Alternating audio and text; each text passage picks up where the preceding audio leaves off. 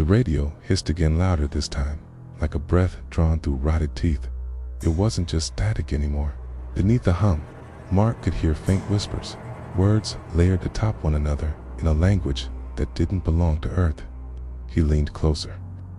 A sudden, sour smell filled the air like burnt plastic and old blood. The metal casing of the receiver felt wet, though it looked dry. His fingers recoiled instinctively, the chill soaking into his bones.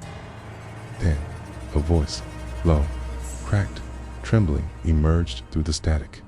"This is Commander Hale. Do you copy?" Mark's stomach flipped.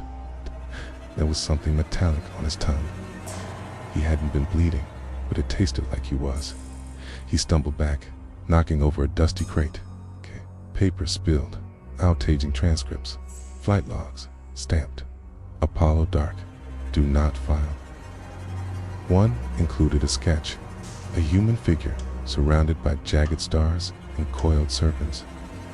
The note beneath read, "Not Hale. Don't speak. Don't listen." His breath caught. The whispering on the radio grew louder, faster, urgent. He saw something move across the reflective glass of the screen, but not in the room. The walls seemed to pulse now, veins bulging faintly beneath flaking paint. A thick copper scent hung in the air. He blinked hard, trying to shake the image of the room breathing. For a moment, the voice went silent. The air lightened. His shoulders relaxed. Maybe it had stopped. His feedback, a power surge. That was all. But then tap, tap, tap, fingernails on glass from inside the screen. Panicking, Mark tried to remember the stories his grandmother used to tell. Warnings about the starved one, a spirit cursed for eating light in the sky. He was supposed to burn sage, recite a closing prayer. But no words came, only the hum, a K, and a new voice. Not Hale's, Mark's, calling from the other side. Asterisk thunder shook the windows as Mark carried the radio through the skeletal halls of Building 14. Rain slapped the glass like desperate fingers. Storm's rhythm matched his heart beat erratic, pounding the scent of wet concrete mixed with something sharp. Hopefully, he wiped his nose. Blood, just a trickle, he told himself. Just dry air. But it tasted like rust and bile. As he passed an old break room, the flickering fluorescent light buzzed overhead, then popped. Darkness poured in like smoke. He moved faster. The deeper he went, the more wrong the building felt. But condensation that wasn't water, too thick, too dark. The linoleum tiles stuck to his shoes like they were breathing beneath him. Posters of long-forgotten missions curled from the walls, their astronaut smiles now warped into mocking grins. One poster for Apollo Dark hadn't been there before. Its edges were wet, as if freshly printed, but no such file existed in the digital archive. Mark reached his dorm. The door groaned open, safe, warm. The hum of the radio was quieter now. He laughed, brief, nervous, cracking at the edges. Maybe it was over. Just atmospheric distortion. That's what Dr. Ellman used to say during strange solar flares. Rational, predictable, until the shadows on the wall moved in the wrong direction. He turned quickly. Nothing, just his reflection in the darkened window. Smiling when he wasn't. He collapsed onto his cot, trembling, sweat freezing against his skin. The walls pulsed again this time. He felt it, a heartbeat, not his own. He remembered a local myth, the teller beneath the floor, a spirit said to mimic voices of the lost to lure the living into answering. You are never supposed to answer. Never. But Mark already had. Hey. And now the voice was humming his favorite childhood lullaby. One he'd never told anyone. Asterisk that night, Mark awoke to the sound of metal creaking long, thrown-out groans, like the ribs of the building were twisting. The radio was off, but he still heard it, a voice, breathing, muffled, coming from behind the wall. He pressed his ear to the cold plaster. It was frigid, slick with something thick and damp. A low whisper bled through. "Still with me, Commander?" The breath on the other side matched his own perfectly. Mark reeled back, bile rising in his throat. He could taste the static, electric and metallic, like chewing aluminum foil soaked in blood. Desperate for light, he flicked the overhead switch. Nothing. The bulb swayed from the socket like a noose, casting brief glimmers from the hallway. He grabbed the emergency flashlight and swept it across the walls. Where paint should have been, now there were handprints charred, sunken into the surface, some small, child-sized, all reaching outward, as if trying to escape in the corner of the room. Something new had appeared, a crumpled space helmet, yellowed and cracked, with NASA 1989 barely legible on the brow. Inside, it teed, human, and wrapped around them, a black, glistening ribbon etched with ancient symbols. Mark recognized one sigil he'd seen carved into the old observatory floor, surrounded by burn marks. His grandmother once warned, "When the stars speak, cover your ears, or they'll never stop talking."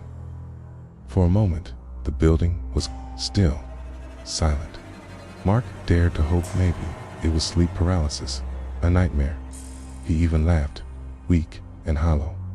But then the smell hit him.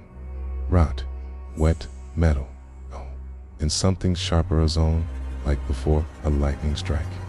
From the shadows, a new voice emerged. Not Hale's, not his own. It whispered, "Tell me, what did you see out there?" Mark turned. The helmet was gone.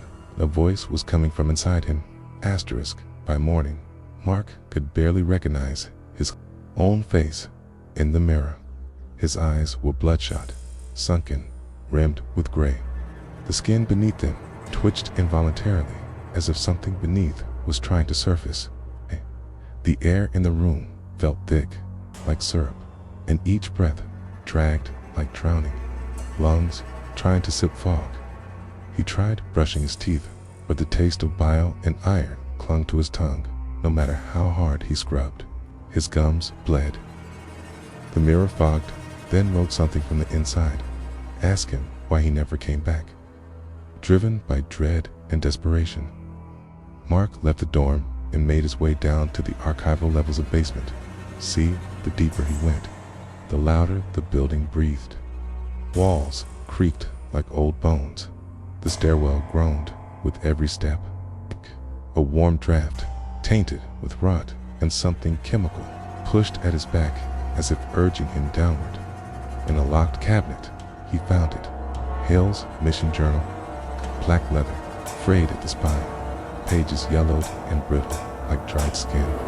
He opened it. The first entries were scientific, clinical, but then came the final weak erratic scrawls. Sketches of stars in wrong constellations. It's an open eye on the moon. Pages stuck together with what looked like dried blood. It's one entry read. We brought it back. Not a specimen, a signal, but it's alive. I hear it now, inside the wires, inside me. Mark dropped the journal, gagging on the coppery air. For a moment, silence, sliver of calm, no voices, just his breath. Maybe it was all psychological. Sleep deprivation, stress. He laughed, again unconvincing, manic. The laughter echoed, slightly delayed, slightly off. From the hallway, footsteps, not his own. A shadow passed the door, and it paused, like it knew his name. Asterisk, the voice returned. That night closer, not just through the radio. Now, inside the vents, the pipes, the sockets, and the walls. Mark tried to drown it out with white noise, but the static twisted, became breathing, became words, became him.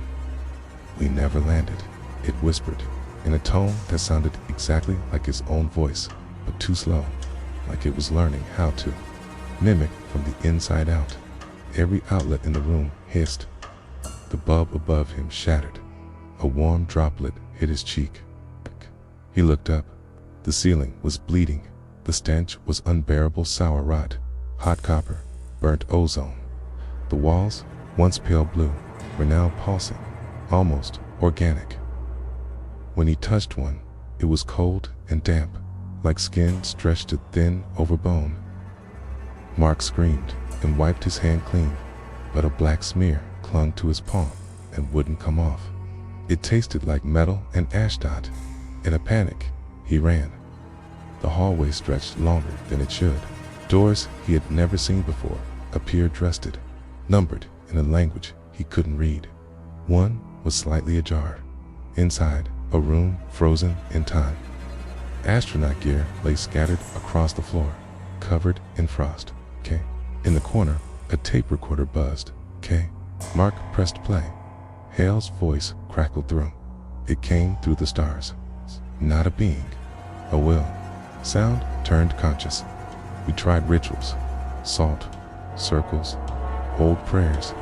Nothing worked. It learns. It waits.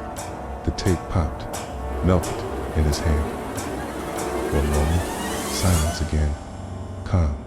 Even the air smelled cleaner. Then came a sound so sharp it felt like it pierced bone. Scream, like static, turned sentient. The floor began to throb beneath him, pulsing, breathing, and from the corner of his eye, his reflection stepped forward while he stood still. Mark stumbled backward, heart hammering like a drum inside his skull. "Hey!" His breath came in short, wet gasps, the air thick with the sour reek of mold and something sharper like copper pennies dissolved in vinegar. He tried to scream, but bile rose in his throat, sour and metallic. The thing, mimicking his reflection, grinned, then faded as if dissolving into the mirror like smoke into still water. He blinked. It was gone, but its grin burned in his memory, etched behind his eyes like an afterimage from a nuclear blast. Desperate to escape, he broke into the restricted lunar storage vault. Files, broken equipment, and sealed samples lined the walls. Behind a fallen cabinet, he found E-10 old mission capsule black box, half melted but still intact. He played the last transmission. Hale's voice, ragged with madness, whispered through static. It wasn't a star. It wasn't light. It was a voice, older than the moon. We followed it, okay? It followed back. Mark clutched his head as images surged into his mind, visions of Hale drifting alone in the lunar void. Tether snapped, suit cracking, eyes wide as he screamed into silence. And the signal answering. Not from Earth, not from anywhere known. Something below the dark side of the moon, buried and waiting. The voice gave no name, only hunger. The station's lights flickered. A cold wind pushed through the sealed room. His skin crawled. The walls wept black sludge, dripping in rhythmic patterns like code. His ears rang with whispers, some ancient, some in his own voice. For a moment, it stopped, quiet, as if the nightmare had passed. He exhaled, trembling. Then the sprinklers activated, but what poured from them was not water, it was blood, warm, thick, and it spelled out one word across the floor. "Welcome, asterisk." Mark staggered down the corridor. Boots splashing through blood that had no business being there. It clung to the steel floor in thick rivulets, warm and pulsing like it had a heartbeat of its own. The copper stench curled into his nostrils, coating his tongue with the taste of old coins and something rancid. He wiped his mouth, but the taste remained. Somewhere behind him, the walls creaked not from strain, but from something moving inside them. He turned a corner and found momentary calm. The lights steadied, the air cleared. The hallway looked untouched, clean, sterile. The blood was gone. He blinked, unsure if he'd imagined it. Maybe stress, maybe cabin fever. That's what they'd call it back at Mission Control if there still was a Mission Control. He laughed, short and cracked. The sound didn't echo. Then he saw it. Tatted document, half buried under loose tiles. A forgotten report dated 1973 stamped, classified, and bearing symbols he didn't recognize, glyphs older than language. The file referenced the humming signal, first detected during Apollo 18. It spoke of an entity beneath the surface, something ancient astronauts called the listener, tied to old Sumerian myth. Rituals were attempted, silence rituals, blood, sacrifice. All failed. Mark's hands trembled. The words on the page began to shift, letters writhing like worms. He looked up. The walls now breathed, expanding and contracting like lungs. The station groaned. The whispers returned, clearer this time. Join us. Speak back. Radio on the floor hissed. For a heartbeat, static gave way to music, a lullaby. Mark's mother's voice, somehow broadcast across decades. "It's not real," he muttered, tears streaming. Then the floor cracked beneath him. A black, viscous hand reached up, and it knew his name. Asterisk Mark screamed. But no sound came out tonally, the taste of iron flooding his throat, like he'd swallowed rusted nails. The hand gripping his ankle was cold and slick, textured like rotted velvet.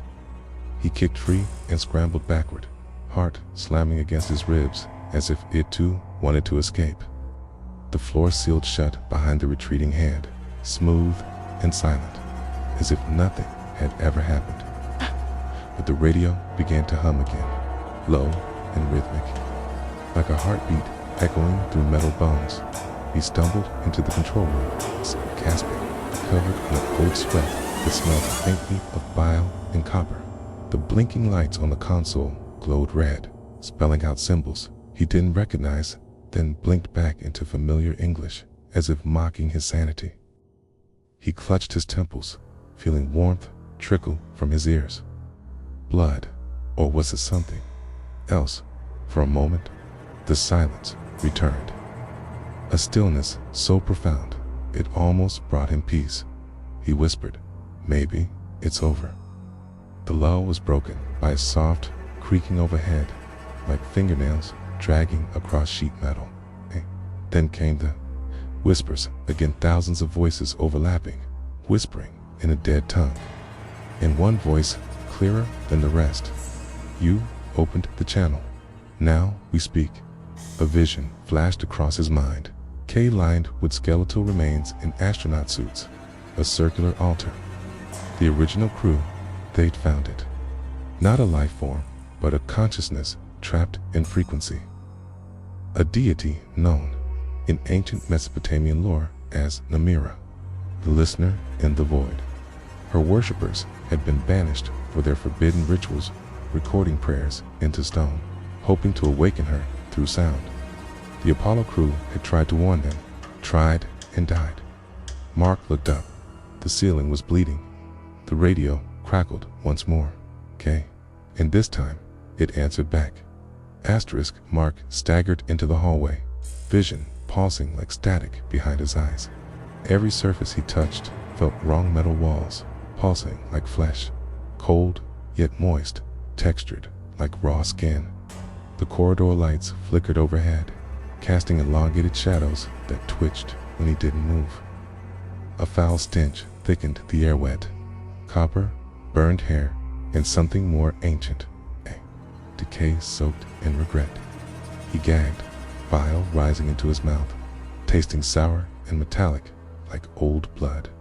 He thought he saw the exit sign ahead, a green glow blinking steadily, calmly. He ran. The radio had gone silent behind him, as if the entity had finally retreated. For a flicker of a moment, he felt hope. Maybe it was done tormenting him. Maybe the nightmare had passed. But as he reached for the hatch, his hand passed through it. The door wasn't real. None of it was.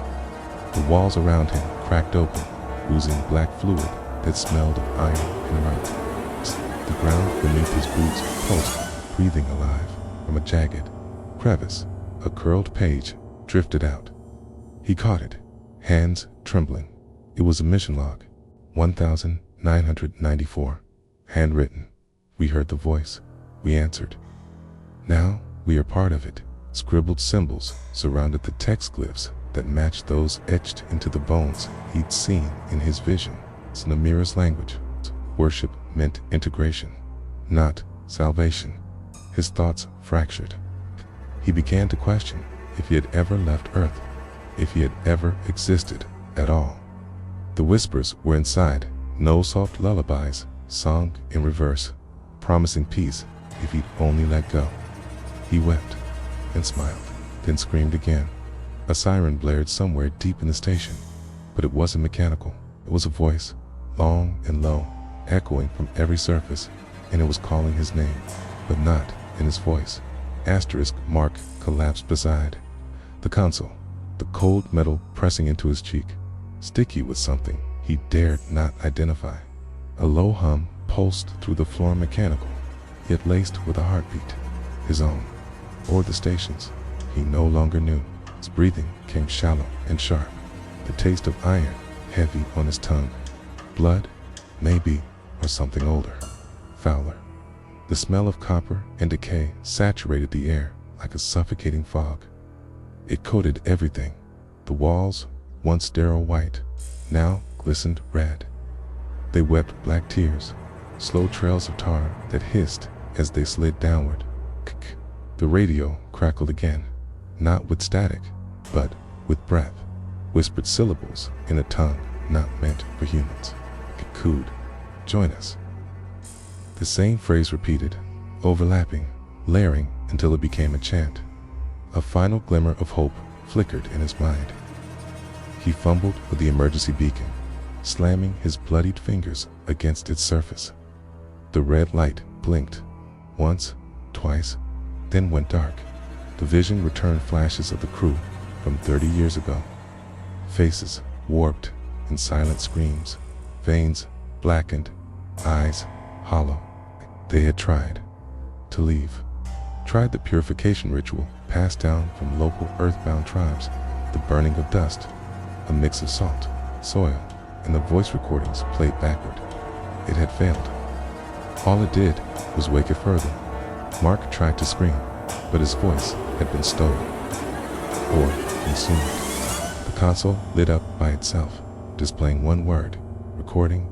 His hand moved without him, twitching, jerking, fingers dragging across keys like a puppet. A final broadcast was being sent. His own distorted voice filled the air. "I am the signal." Now, the station went silent. For a moment, then deep beneath Earth's crust, a lone radio tower blinked to life and began transmitting.